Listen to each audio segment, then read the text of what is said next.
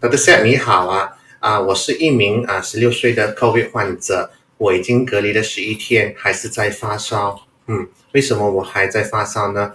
我还会传染给家人吗？我可以结束隔离吗？会不会是我的疫苗没有起功效呢？我的 COVID test kit 为什么有时候 negative，有时候 positive？需要你的解答谢谢你谢谢你陈志勇。好，我先解释一下你的情况，可能你还没有痊愈。如果是有谁的COVID 病人呢，如果他发烧长达多过7天以上的，你是需要到医院检查的，因为你是年轻人16岁是青少年，他们的发炎的程度会比起成人21岁以上的成人比较强烈的。如果你是喜欢做体育的体操之类的那些运动的群组呢，你的发烧会久一点。可是呢，因为你超过7天以上，所以你需要去检查一下你的肺部检查一下你的血液，看看有没有别的infection， 就是别的感染，可能有掺杂到你的我们讲的流感或者是你的发炎太过厉害需要一点药物来抵押下来。OK， 你可不可以出关呢？你可不可以呢？暂时你是因为有发烧，所以你是不能出隔离。发烧是其中一个症状呢，我们是不能给出隔离的。如果你是咳嗽或者伤风，我们是可以给你出隔离。可是你有发烧，你需要到医院检查。还有呢，那个COVID test kit 为什么 negative， 为什么 positive 有时就是因为你的身体在排斥着那种病毒，你身体还有一点点病毒，可能那个病毒的尸体呢，对有些人来说它不会有反应，可是呢，在年轻或者是青少年的族群呢，可能这个尸体呢，当你确定我们叫做病毒薄弱期的时候，也会造成了发烧，它也会造成了你的发炎，所以这一点我需要医生去看一看你。过后呢，让他们看看到底是 active infection， 就是说现在在确诊，正在还没有好，还是这个好了过后，你的发炎太过高，需要药物抵押，而不是因为你的那个 COVID 已经是阴性了可能是这样。Negative positive 是因为你的那个 virus shedding 病毒薄弱期，如果那天薄弱的多的话，你的 test kit 就会显现那个 positive。如果是薄弱的少的时候，它就会 negative 所以你可能还在 active infection 你的疫苗有没有作用呢？有，我相信是有，因为你发烧之类的，你好像轻症，可是你又有发烧只是轻症，就是说不会严重，只是发烧罢了所以我的建议就是，如果你是还有 negative positive 的这情况下，然后有10天以上的发烧，所以这个就是要你去再让医生真正的去看看你这样子就比较安全是一种很 atypical 的情况。还有一个情况呢，就是 MIS-C， 我想的那个 multi system inflammatory syndrome 这一点我是有点担心志勇，你需要给那个医生看看有没有这个可能性。如果是有的话，他可以立刻下药给你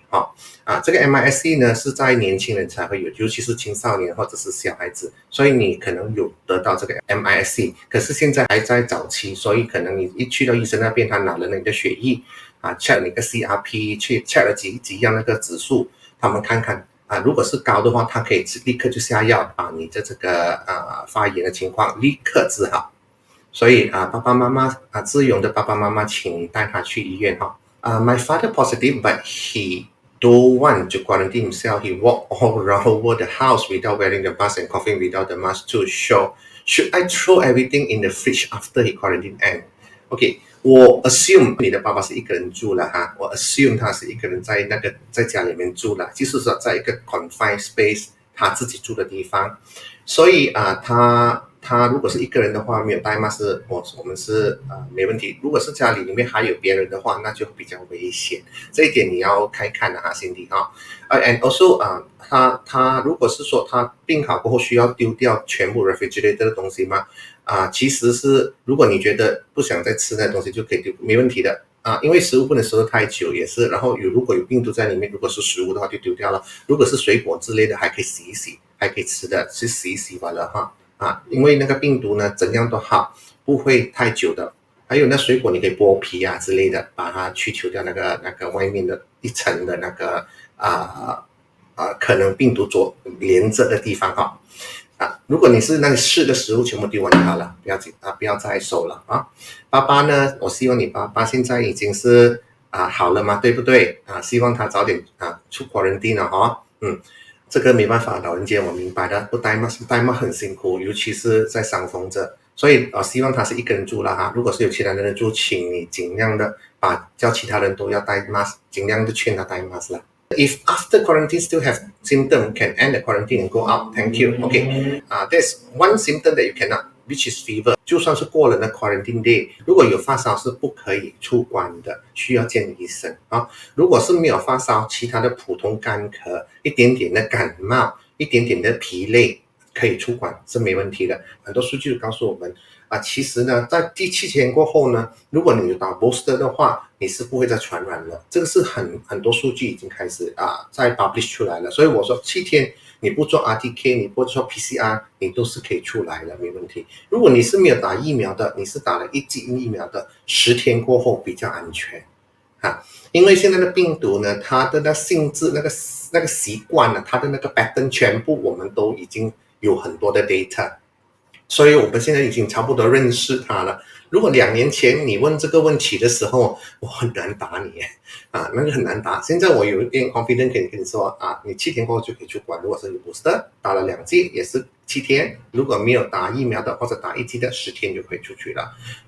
就总之不是 fever 你就可以出请问确诊者睡过的房间消毒过后多久我们可以进去睡觉？如果你消毒的好的话，立刻就可以进去睡觉咯。如果你觉得消毒的不大理想的，还是有点点的担心的话，就给他3天。很多报告说3天有些说5天，有些8天，可是我说觉得3天已经够了。可能那病毒量已经不能再传染，就算是有一点的活病毒也不要紧。3天给自己3天时间，好不好 ？Dr. Sam， 请问如果把已经接近要出关的再放1-2个第1天确诊者可以吗？他们即将出关，已经有自然抗体，可以出关工作吗？答案是可以，因为我相信那个感染群是一样的，我相信那个病毒的感染群是一样，就是说同一种的变种病毒可能是全部都是 Omicron我说过，如果是同一种的变种病毒呢，比例就是 Omicron。如果他第一个病人他已经是差不多第7天要出关了然后你有2个刚刚好第1天中COVID的，你要放进这个地方的话是可以的，是没问题它不会再传染，所以可以安心工作。可是呢，有一个小小的危险，那就是他们的用的东西，衣服鞋子